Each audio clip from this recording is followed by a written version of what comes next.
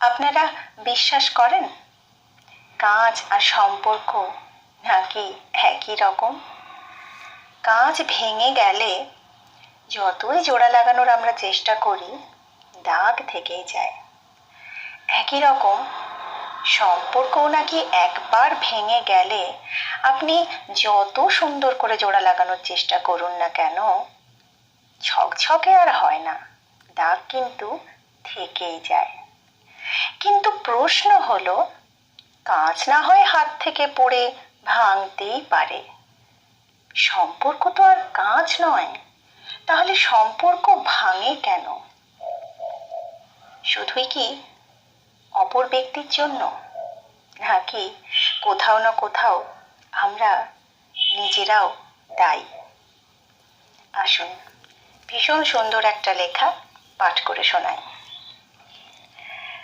আপনি কখনোই একটা জিনিস ভেঙে গেলে তা পূর্বের রূপে ফিরিয়ে আনতে পারবেন না। বন্ধুত্ব, ভালোবাসা, এই জিনিসগুলো যদি ভাঙনের কবলে পড়ে তার আগের মতো চাইলেও করা যায় না।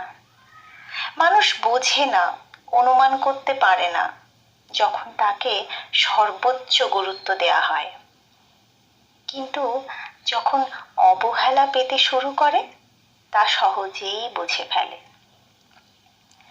আমরা নিজেদের গুরুত্ব বুঝি, কিন্তু অন্যের ব্যাপারে গুরুত্ব দিই না। সম্পর্কে ফাটল ধরার জন্য এটাই যথেষ্ট। অনুভূতির প্রকাশ কম থাকায় অভিমান বাড়তে শুরু করে।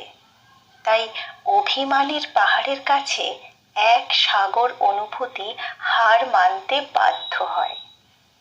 দ্বন্দ্ব তৈরি হয় তখন, যখন একে অন্যকে বুঝতে পারার আগ্রহটা শেষ হয়ে যায়। দ্বন্দ্ব সংঘাত সৃষ্টি করে, সম্পর্ক শেষ করে দেয়, কিন্তু সমাধান দেয় না। আত্মসম্মান থাকা উচিত, কিন্তু ইগো প্রবলেম সম্পর্কে অবনতি টেনে আনে। সম্পর্ক বাঁচাতে ইগো বিসর্জন দিতে হয়, অন্যকে সম্মান দিতে হয়। সম্পর্ক টিকিয়ে রাখতে উভয় পক্ষের প্রচেষ্টা জরুরি। যত্নের অভাবে অনেক সুন্দর সম্পর্ক নষ্ট হয়ে যায় চিরতরে।